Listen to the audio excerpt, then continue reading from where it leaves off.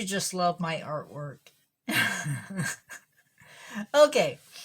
It's not going to get any better, I promise. Um, Today we are talking about one of the largest rodents on Earth, and that is the crested porcupine. This is an animal that grows to be 24 to 36 inches long, and that doesn't include the tail, which can grow to 6.5 inches. They can live for 20 years. The quills allow for protection from predators. Now, I have some quills. I'm going to show you one of them. They get bigger than this. That's the business end. That's the quill. They can reach 12 to 13 inches long.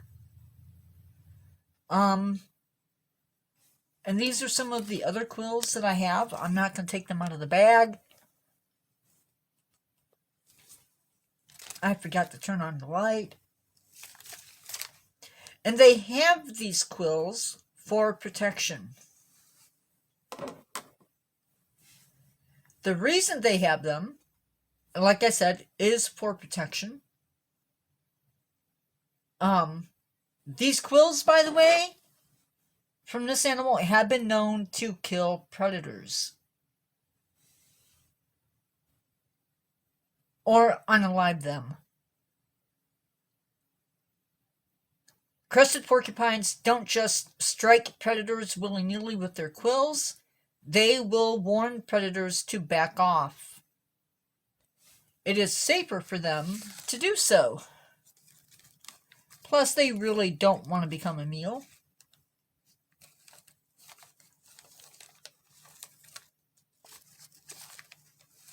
So there is that.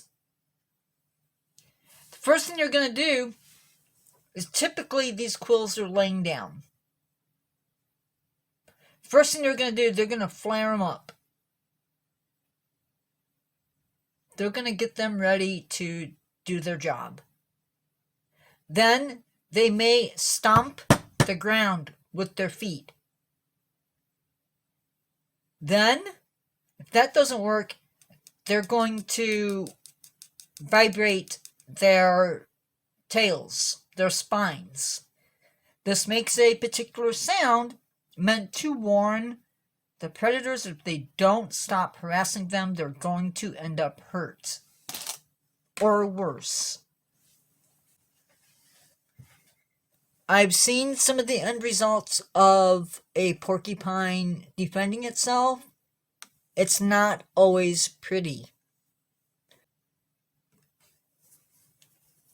Once they have done the rattling of the quills, stomping the ground, flaring up their quills, they're going to go backwards at the predator. Oftentimes, it's one of these guys. Whoops. That are doing the harassing.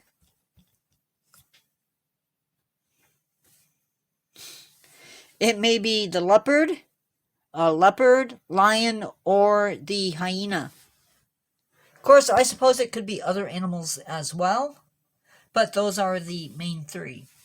I don't think cheetahs really mess with them, but I could be wrong. These quills are not barbed like the American porcupine. And while we often call this animal an African crested porcupine, I found out that isn't exactly true, because this isn't the case. Crested porcupines also live in Italy, besides Africa. And they may be found in other places in Europe as well, but Italy is the one that stood out.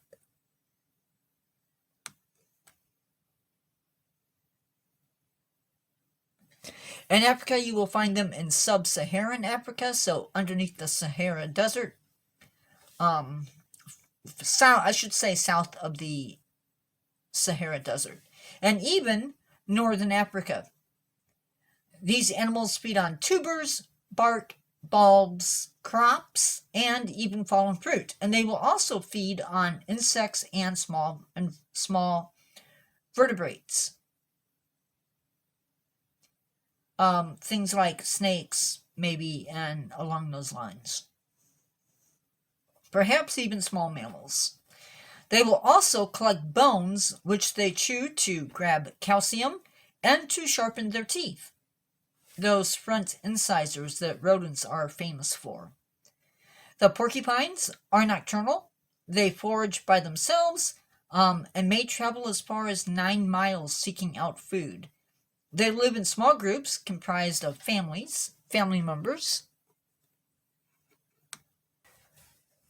The pairs, male and female, are monogamous.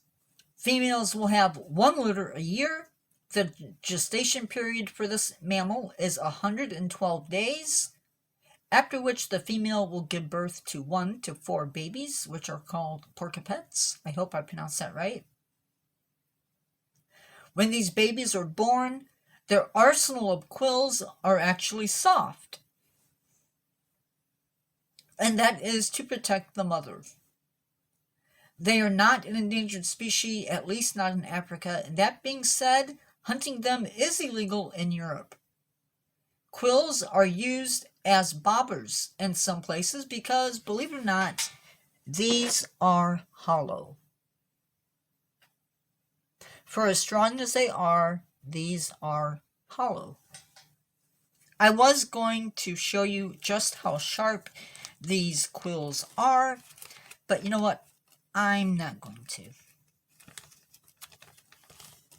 So yeah, that is our video on crested porcupines.